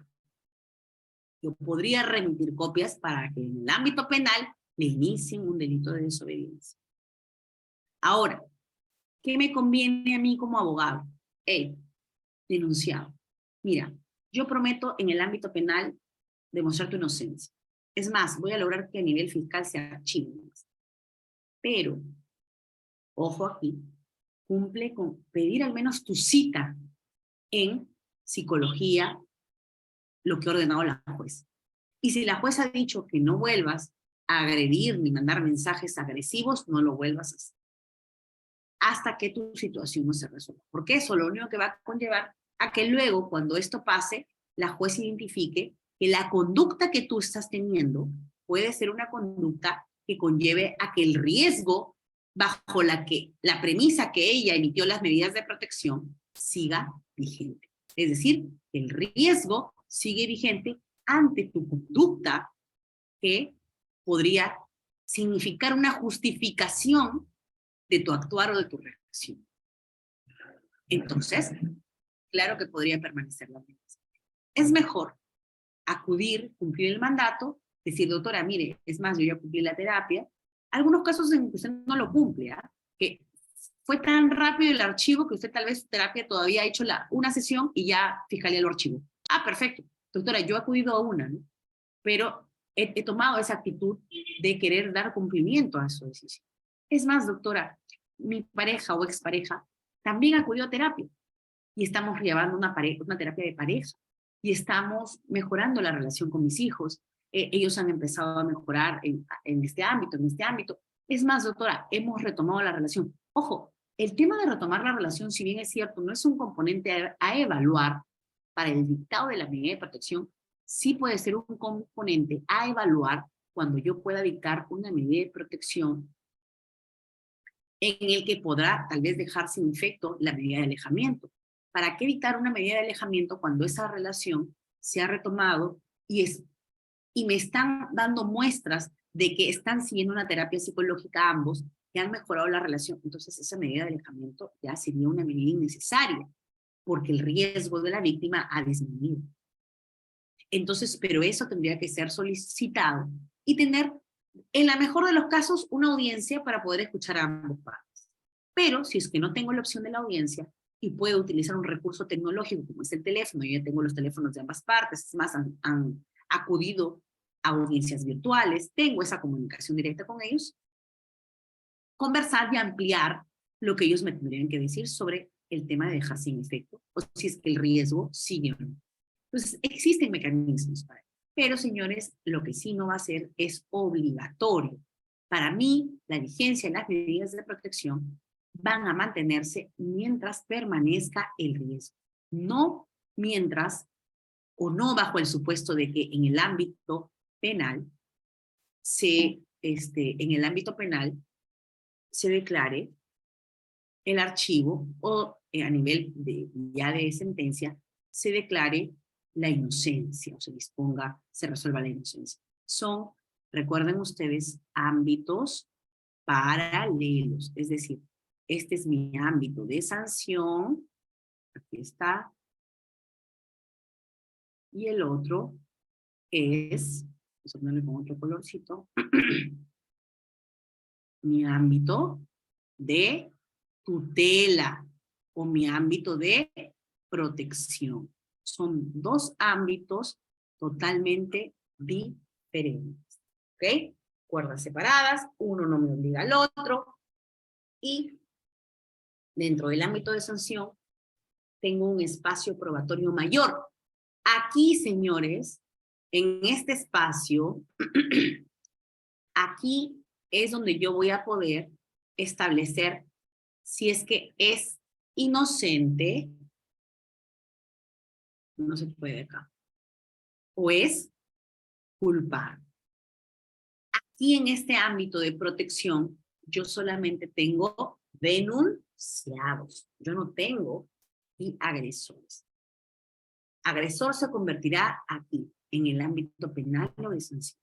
Aquí solo tenemos denunciados en el espacio de prueba. Perfecto. Avanzamos. Doctora, ¿y cuáles son las principales medidas de protección o medidas cautelares que usted emite? Un poquito más de agüita. Señores, la medida más cuestionada, tal vez, en esos últimos tiempos, ha sido la del retiro de la persona agresora del domicilio en el que se encuentra. ¿Por qué? Porque muchas veces esta pareja estaba casada, es el único bien en la casa, y podríamos abusar de alguna manera aquellas víctimas que con su sola declaración pretenden desalojar a su pareja o a su a su esposo, pese a que tienen un vínculo matrimonial vigente.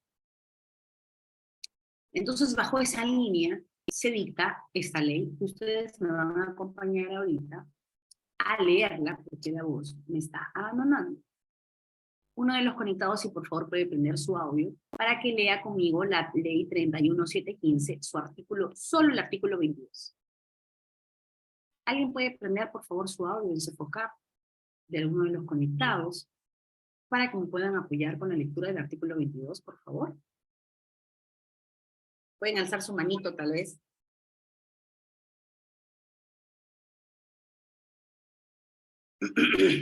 Nadie, chicos, a ver. Muy bien, Sharon. ¿Cómo estás, Sharon? Buenas noches. Ah, si le podemos activar el audio a Sharon, por favor.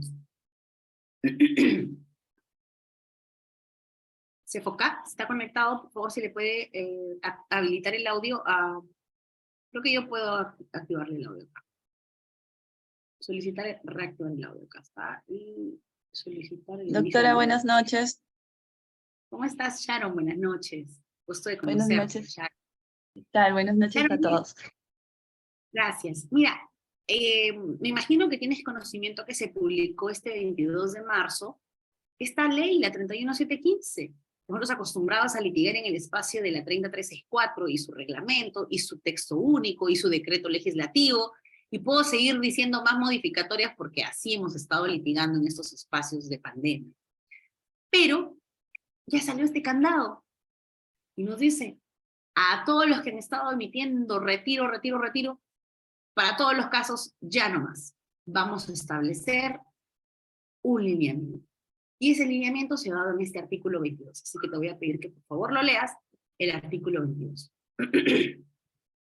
Artículo 22. Objeto y tipos de medidas de protección. Retiro del agresor del domicilio en el que se encuentra la víctima, así como la prohibición de regresar al mismo, en caso de riesgo severo acreditado. Reincidencia, violencia. Pausa ahí. Estimada, pausa ahí. Primer supuesto, el retiro y la prohibición de regresar, ¿en qué caso dice? ¿Qué tipo de riesgo dice? Severo. Sharon. Severo, Sí. Riesgo severo. ¿Y es cualquier tipo de Acreditado. riesgo severo, Sharon? Riesgo severo acreditado. Sharon, ¿y recuerdas que con nuestro famoso 1470 nos decía indicio razonable? Y estamos pasando del indicio razonable a un riesgo severo acreditado. Mira la magnitud del cambio del proceso mismo. Si usted quiere dictar retiro del hogar, muy bien, dicte su medida de protección, pero tiene que ser solo ante un riesgo severo, y no cualquier riesgo severo, un riesgo severo acreditado. ¿Qué implica una acreditación, estimada Milagros, en un ámbito de protección? Porque yo cuando les explicaba en la diapositiva, ¿quién es el que tenía el espacio probatorio más amplio? ¿El ámbito de protección o el ámbito de sanción? Sanción. Sanción. Es decir, cuando usted se iba a su juicio a nivel fiscal y luego iniciaba su juicio, ahí podría usted presentar en esos medios probatorios que se puedan actuar y que pueda usted lograr, incluso ahí podríamos hablar tal vez ya de una acreditación. Pero, estimada Milagros, en un espacio de protección, donde el plazo para emitir la medida, mira aquí, acompáñame a leer el artículo 16, inciso A, por favor. En caso de Inciso riesgo leve. Ajá. Artículo 16, proceso especial. Inciso A. En caso de riesgo leve, moderado o severo, identificado en la ficha de valoración. Moderado o severo. Ya. Moderado o severo, identificado incluye el en la... severo, que es lo que me pide en el retiro. Eso es lo que quiero que entendamos. Porque en el retiro me pide un severo, ¿no? Severo acreditado. Y acá te vamos a establecer el plazo. Pero, y te dice para el tipo de riesgo leve, moderado o severo. Bien, continuemos. Identificado en la ficha de valoración de riesgo, el juzgado de familia, en el plazo máximo de 24 horas, contadas desde que toma conocimiento de la denuncia, evalúa el caso y resuelve, priorizando según el nivel de riesgo, en audiencia la emisión de las medidas de protección y o cautelares requeridas, que sean acordes con las necesidades de la víctima, salvo en... Punto ahí, antes de la presidencia, porque ese es otro tema, solo la manguito. ¿Qué plazo nos da, estimada Sharon, en los 3 tipos de riesgo para resolver la medida de protección?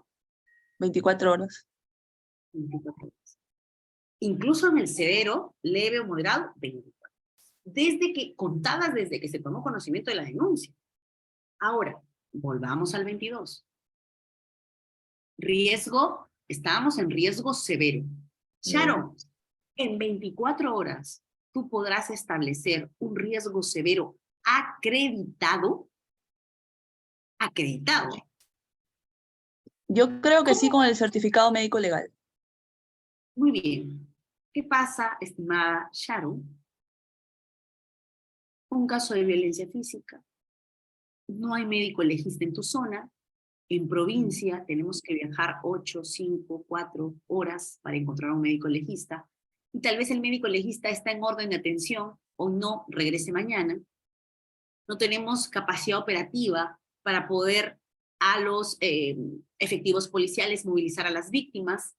Solo te dan tu oficio, tal vez tú ni siquiera sabes, bueno, no tú, tal vez tu patrocinada, o en ese espacio, tal vez en un nivel de vulnerabilidad extrema, en el que no sabían, era una persona analfabeta, no sabía leer, y le dan un oficio y le dicen, vaya usted, y no sabe exactamente desde su zona de provincia a dónde tiene que ir, no tiene un asesoramiento, no existe un centro de emergencia mujer que le apoye antes, durante y después. Y yo tendría que tener una acreditación de un riesgo severo. Y usted me dirá, bueno, doctora, ya, no tiene reconocimiento legal ahí, pero ¿por qué no fueron diligentes los efectivos policiales? Y cuando llegó esta víctima, inmediatamente le tomaron una fotografía y le pidieron la autorización para la fotografía y describieron el tipo de lesión, tal vez, no el tipo de lesión, sino el amoretamiento, tal vez, la digitopresión que se pueda ver en el cuello, tal vez si tuviese algún rasgo adicional, o que ella tenía una atención en una posta médica que queda cerca del lugar donde se suscitaron los hechos, en el que existe una historia clínica, por ejemplo.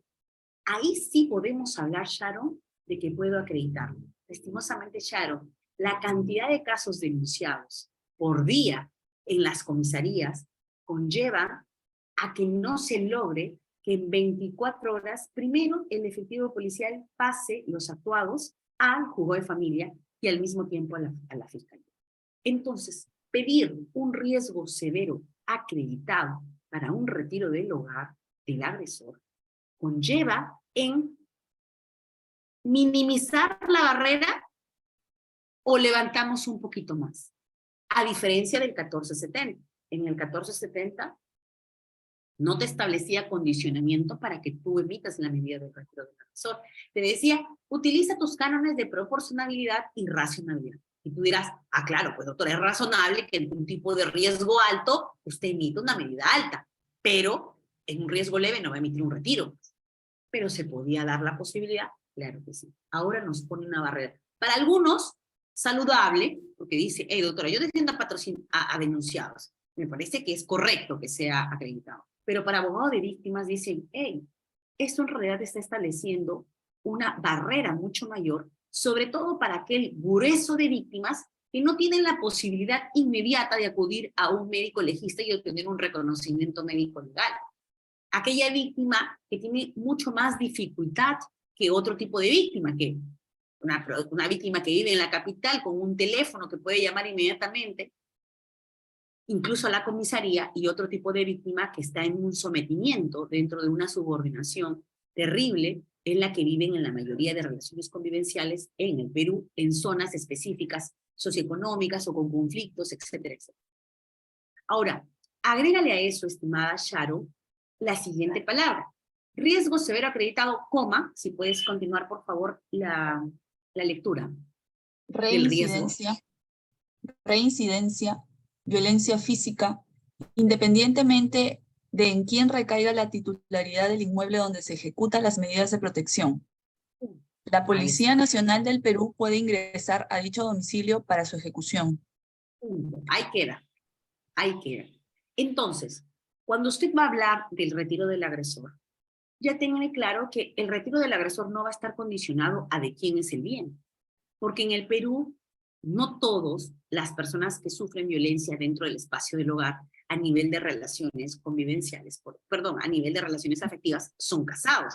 Es más, a partir de la ley que se ha dado del matrimonio notarial, por ejemplo, el año pasado que también salió, es que se busca incentivar a que estas relaciones, de hecho, logren casarse de una manera mucho más sencilla. ¿Por qué? Porque hay un alto índice de convivencia.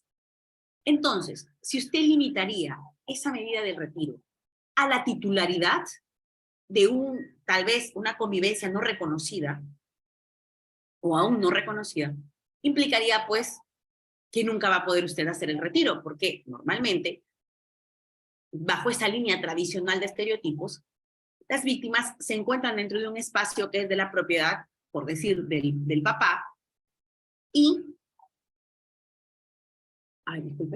que pueda hacer que la víctima, en este caso, no tenga otro lugar donde acudir. Yo no voy a limitar en el que se dieron algunos casos interesantes en el que, por ejemplo, se emitía la medida de protección de retiro. ¿Y saben qué cosa hacía, estimada Sharon? El denunciado, para sacarle la vuelta a esta ley, decía, perfecto, esa es mi casa.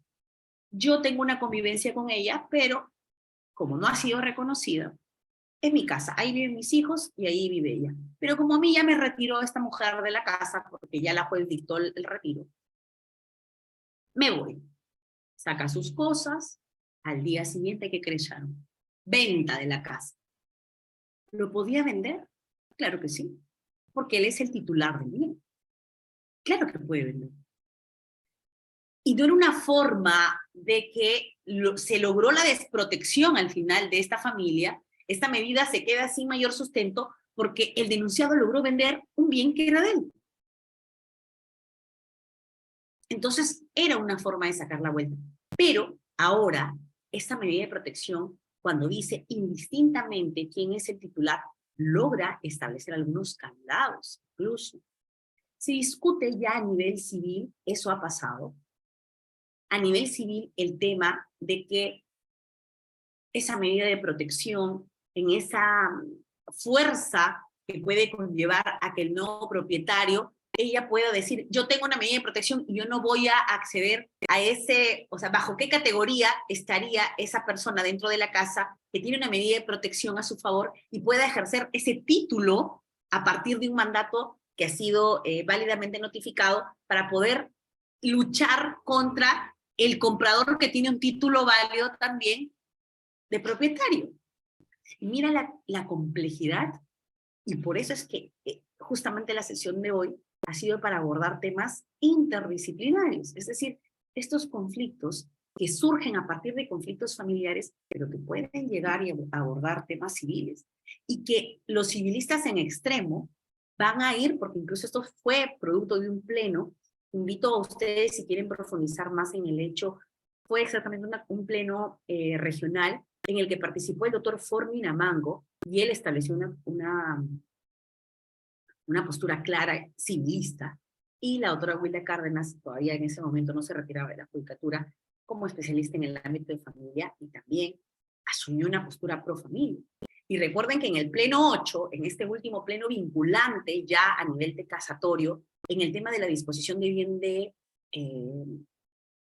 de bien de persona casada, o del esposo en este caso, que no participa, o de la persona que no participa, pese a estar casada, en autorizar esa disposición del bien. ¿Por qué? Puede ser que en el registro usted todavía aparece con su DNI de soltero y pueda realizar esa venta. Sin embargo, en este pleno se determinó que en aras de la protección a esa familia establezcamos un candado ahí y que igual si se va a proteger esa participación e incluso se llega a establecer una invalidez de ese segundo acto en el que no participó esta cónyuge o el cónyuge. Entonces, esta línea de fortalecimiento pro familia está abordando también espacios civiles. Bien, vamos a mostrar nuevamente la diapositiva, creo que se fue de la línea, acá está. Estimada Sharon, algo que también a mí me preocupa un poco de este artículo 22 es cuando me pide reincidencia.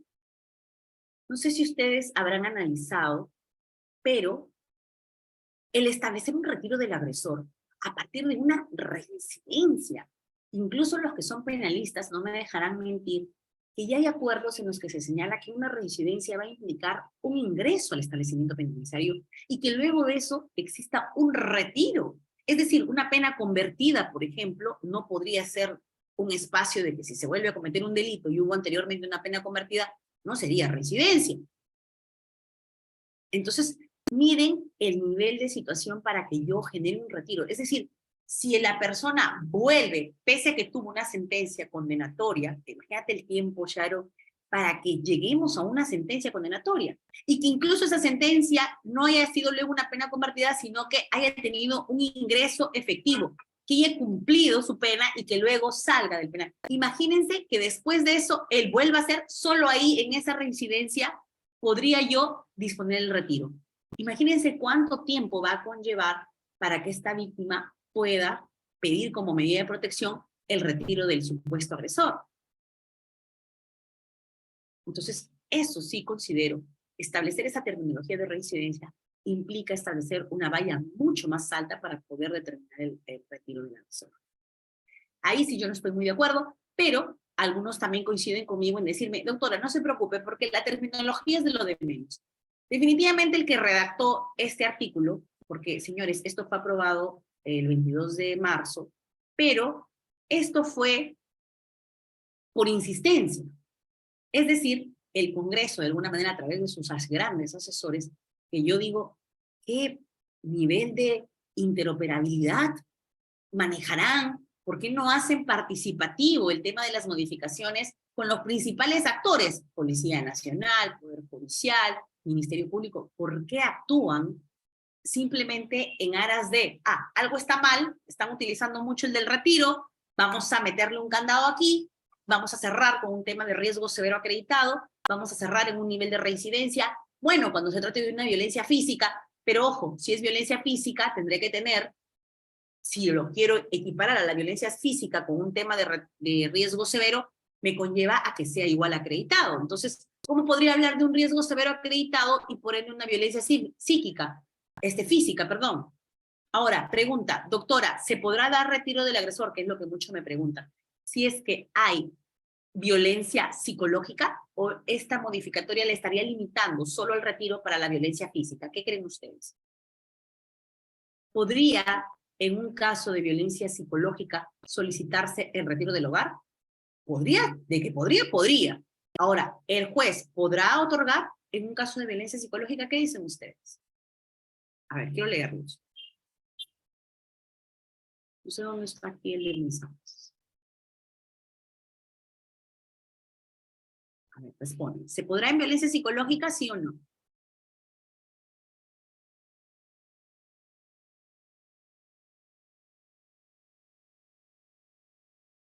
A ver. Claro, me dice Carlos. Y es que efectivamente, miren, no hay una limitante al tipo de violencia. Le da un énfasis mayor cuando es violencia física, claro. Pero ¿podrá haber un riesgo, un retiro ante una violencia física? ¿Qué pasa, estimado Carlos, si hay amenaza de muerte? Incluso he tenido un caso hace unos días donde la amenaza de muerte estaba en mensajes de texto que pudimos corroborar, porque es algo tan sencillo. El mensaje de texto, el número del que aparece, se llama el número, se valida, la línea es de esta persona o no, y si era de su ex conviviente. Es más, se le llamó a esta persona desde esa misma línea: señor, ¿usted es el señor tal? Sí. ¿Por qué ha hecho eso? ¿Por qué emitió? No, yo nunca emití. Y ahí están los mensajes de texto, en el que amenaza y dice: ahora voy a ir, porque ella le pidió que cumpla con la pensión alimenticia, y él dijo: ¿sabes qué? Lo que voy a hacer es matar a tu hijo y a ti, porque yo no tengo dinero y yo no quiero cumplir con la pensión. Él podrá decir que fue un espacio de cólera esto, pero después había en otros mensajes en el que le decía: ya voy por ti y por tu hijo.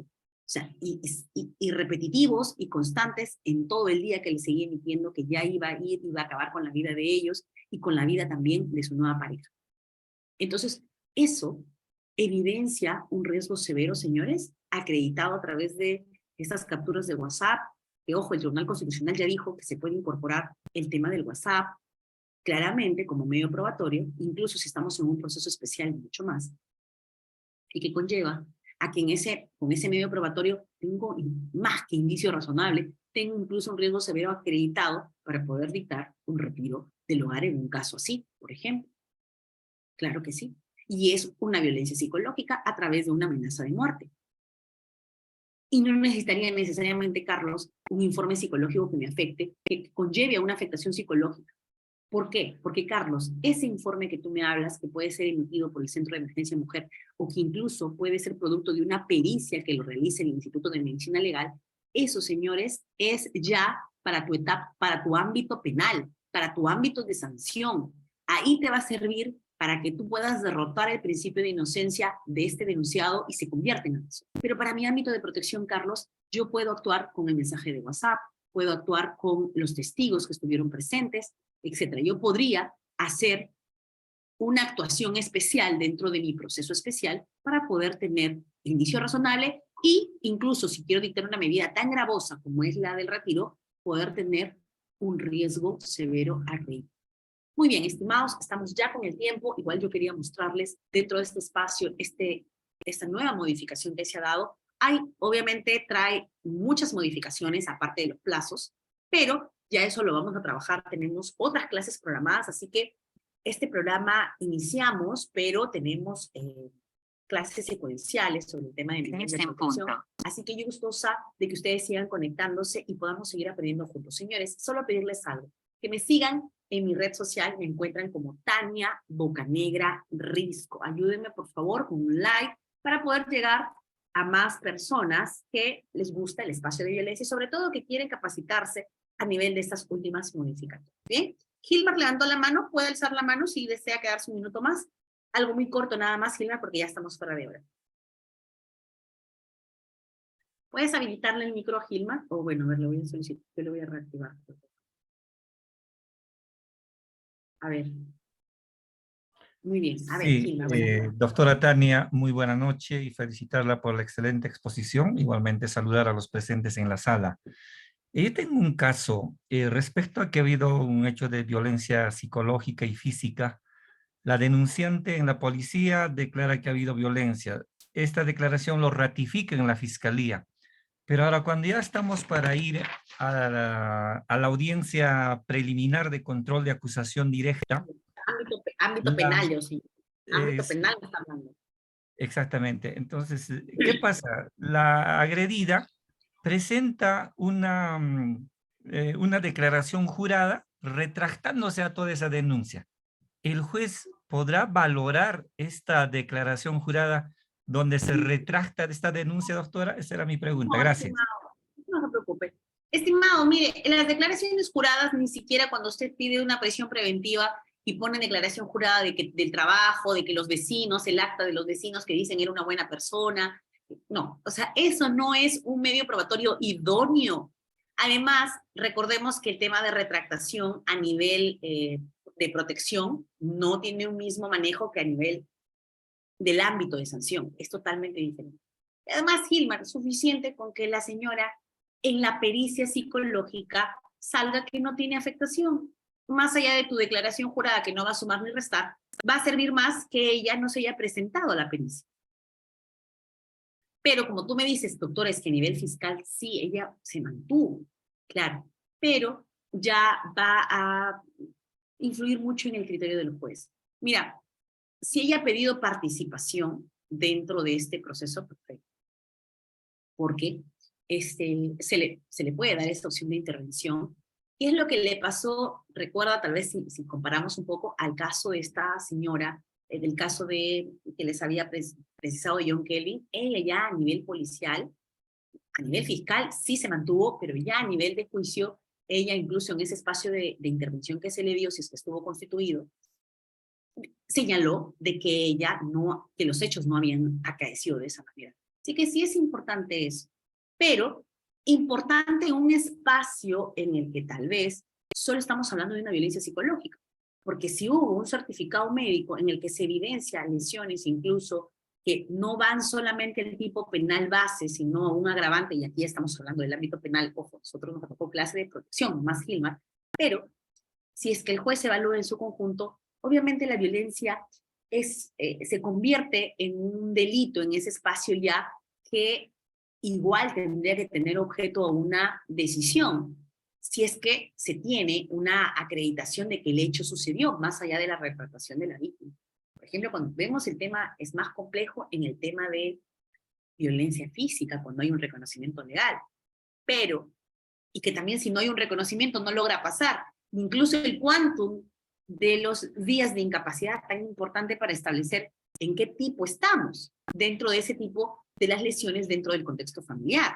Entonces, todo ello es importante, Gilmar. No es un caso en el que solamente puedas analizar, doctora, ¿qué pasa con la retractación?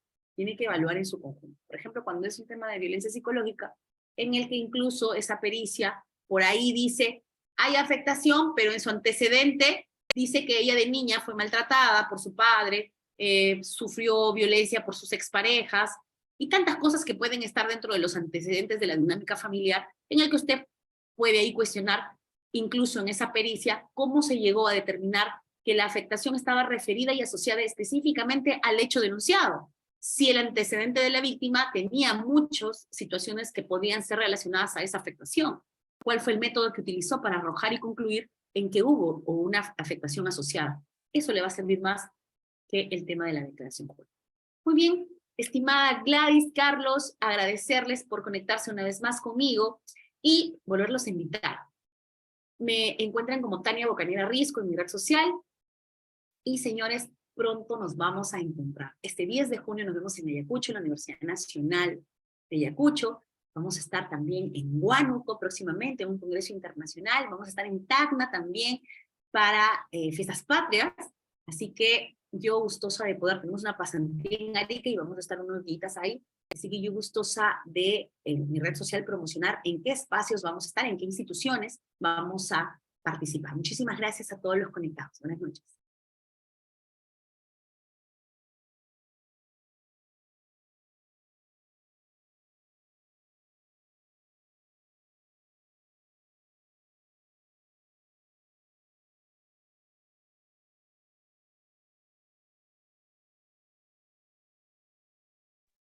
Muy bien, muchas gracias, doctora, por la excelente ponencia. Vamos a reiterar también nuestros agradecimientos a todos nuestros participantes de esta noche.